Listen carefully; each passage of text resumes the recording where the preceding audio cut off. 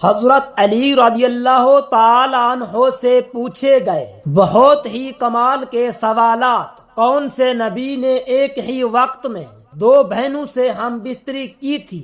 گائے آسمان کی طرف منہ کیوں نہیں کرتی؟ اللہ تعالی نے کائنات میں سب سے پہلے کس چیز کو پیدا کیا اور کیوں کیا؟ جنات کا باپ کون ہے؟ حضرت علی رضی اللہ تعالی عنہ نے سارے سوالات سن کر جواب فرمانے لگے، بسم اللہ الرحمن الرحیم، السلام علیکم۔ حضرت مولا علی رضی اللہ تعالی عنہ علم و حکمت کا سمندر تھے، اور ان سے صحابہ کرام اور عوام الناس نے بے شمار مسائل اور سوالات پوچھے، جن کے جوابات میں آپ نے بے پناہ حکمت اور دانائی کا مظاہرہ فرمایا۔ نمبر 1، سب سے بڑا جو پوچھا جانے والا سوال تھا، اللہ ایک ہے، یہ کیسے ثابت ہوتا ہے؟ جواب، حضرت علی رضی اللہ تعالی عنہ نے فرمایا، اگر اللہ دو ہوتے تو نظام کائنات میں تضاد ہوتا اور دونوں اپنے اپنے طریقے سے حکم چلاتے، جیسے زمین و آسمان تباہ ہو جاتے۔ سوال نمبر 2، انسان کی سب سے بڑی پہچان کیا ہے؟ جواب، انسان کی سب سے بڑی پہچان اس کی عقل اور کردار ہے۔ جس کی عقل بہتر ہو اس کا مقام بلند ہوتا ہے، اور جس کا کردار بہتر ہو وہ سب سے افضل ہے۔ سوال نمبر 3، بہترین عمل کون سا ہے؟ جواب، بہترین عمل وہ ہے جسے تمہارے دل کی گہرائی سے اللہ کے لیے کیا جائے اور اسے مسلسل کیا جائے۔ عمل کا تسلسل زیادہ اہم ہے، چاہے وہ چھوٹا کیوں نہ ہو۔ سوال نمبر 4، سچ اور جھوٹ میں کیسے فرق کیا جائے؟ جواب، سچ وہ ہے جو دل کی گہرائی میں سکون پیدا کرے، اور جھوٹ وہ ہے جو دل کو بے چین کر دے۔ سچائی ہمیشہ صاف ہوتی ہے اور جھوٹ میں تضاد ہوتا ہے۔ سوال نمبر 5، موت کیا ہے؟ جواب، موت زندگی کا ایک پل ہے جو انسان کو دنیاوی زندگی سے نکال کر اخروی زندگی میں داخل کرتا ہے۔ یہ زندگی کا خاتمہ نہیں بلکہ اصل سفر کی شروعات ہے۔ اللہ تعالیٰ قرآن مجید میں فرماتے ہیں، آسمانوں اور زمین میں جو کچھ بھی ہے سب اللہ کی تسبیح کرتے ہیں۔ اس آیت مبارکہ سے ہمیں یہ معلوم ہوتا ہے کہ ہر مخلوق اپنی فطرت کے مطابق اللہ کی حمد و ثنا بیان کرتی ہے۔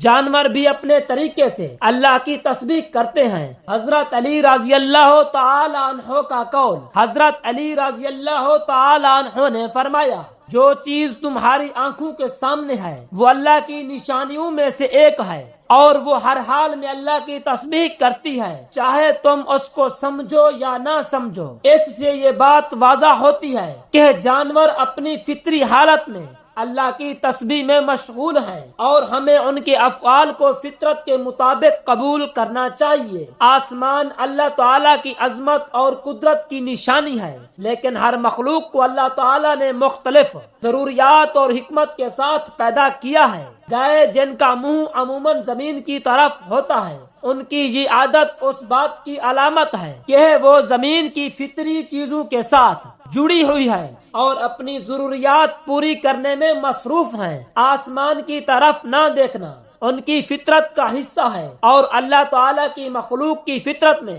کوئی عیب نہیں۔ قرآن مجید کی سورۃ النساء میں اللہ تعالیٰ نے حکم فرمایا ہے کہ ایک ہی وقت میں دو بہنوں کو نکاح میں لینا حرام ہے۔ یہ اس وقت کی شرعی احکام کا حصہ ہے جو مسلمانوں کے لیے نازل ہوئے۔ حضرت یعقوب علیہ السلام اور دو بہنوں کا واقعہ حضرت یعقوب علیہ السلام کی زندگی کے واقعات میں سے یہ ملتا ہے کہ انہوں نے دو بہنوں سے نکاح کیا تھا۔ یہ دو بہنیں حضرت لیہ اور حضرت راحیل تھیں۔ اس وقت کے شرعی احکام کے مطابق یہ جائز تھا، کیونکہ حضرت یعقوب علیہ السلام کا زمانہ حضرت موسیٰ علیہ السلام سے پہلے کا تھا، اور اس وقت کے لیے اللہ کی طرف سے یہ اجازت تھی۔ حضرت یعقوب علیہ السلام نے حضرت لیہ سے پہلے نکاح کیا اور پھر حضرت راحیل سے نکاح کیا۔ تبدیلی شرعی احکام میں اسلامی شریعت میں یہ حکم آیا کہ ایک وقت میں دو بہنوں کا نکاح ممنوع ہو گیا۔ یہ واضح کرتا ہے کہ ہر دور میں انبیاء کے احکام میں اللہ کی مرضی کے مطابق تبدیلیاں آئیں۔ یہ واقعہ بتاتا ہے کہ انبیاء علیہ السلام کے دور میں بعض مخصوص احکام اللہ تعالیٰ نے انبیاء اور ان کے لوگوں کے لیے مخصوص رکھے، اور حضرت یعقوب علیہ السلام کی یہ شادی ایک ایسا واقعہ ہے جس کے بعد شریعت میں تبدیلی آئی اور اسلام میں دو بہنوں سے ایک وقت میں شادی حرام قرار دی گئی۔ اللہ تعالیٰ نے کائنات میں سب سے پہلے کس چیز کو پیدا کیا اور کیوں کیا؟ اس سوال کا جواب اسلامی روایات اور احادیث میں موجود ہے۔ سب سے پہلے تخلیق کیے جانے والے چیزوں میں قلم کا ذکر احادیث میں ملتا ہے۔ قلم کی تخلیق اور تقدیر کا لکھا جانا، نبی کریم علیہ الصلوۃ والسلام نے فرمایا کہ اللہ تعالیٰ نے سب سے پہلے قلم کو پیدا کیا اور اسے حکم دیا لکھو۔ قلم نے پوچھا کہ کیا لکھوں؟ اللہ تعالیٰ نے فرمایا کہ جو کچھ ہونے والا ہے اسے قیامت تک کے لیے لکھ دو۔ یہ واقعہ اس بات کی وضاحت کرتا ہے کہ اللہ تعالیٰ نے سب سے پہلے قلم کو پیدا کیا تاکہ تقدیر کا علم اور ہر واقعہ لکھا جا سکے۔ اس سے یہ ظاہر ہوتا ہے کہ اللہ تعالیٰ کی تخلیقی حکمت اور علم کامل ہے۔ سبب تخلیق، اللہ تعالیٰ نے قلم کو اس لیے پیدا کیا تاکہ کائنات کی ہر چھوٹی بڑی چیز کا علم محفوظ ہو اور انسانوں کے لیے تقدیر کی حکمت واضح ہو۔ جنات کا باپ کون ہے؟ جنات کی تخلیق قرآن مجید کی سورۃ الحجر میں ذکر ہے کہ جنات کو بے دھوئیں والی آگ سے پیدا کیا گیا۔ جنات کا باپ ابلیس ہے جسے اللہ تعالیٰ نے حضرت آدم علیہ السلام کے آگے سجدہ کرنے کا حکم دیا تھا، لیکن اس نے انکار کیا اور تکبر کیا۔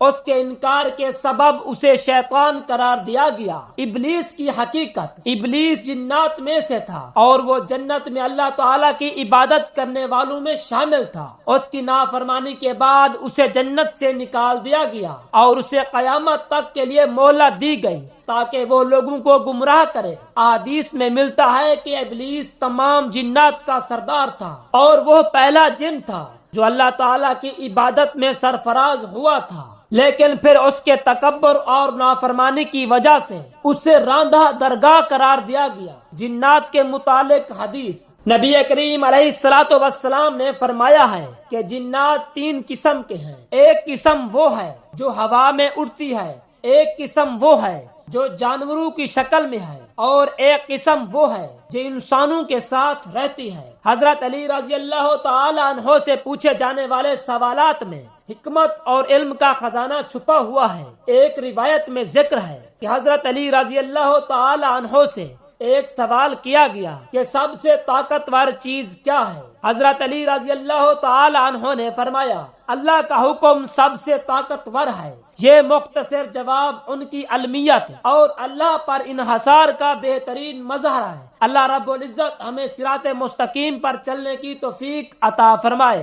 میرا سنانا اور آپ کا سننا اپنی بارگاہ الہی میں منظور و مقبول فرمائے، آمین ثم آمین۔ جزاک اللہ۔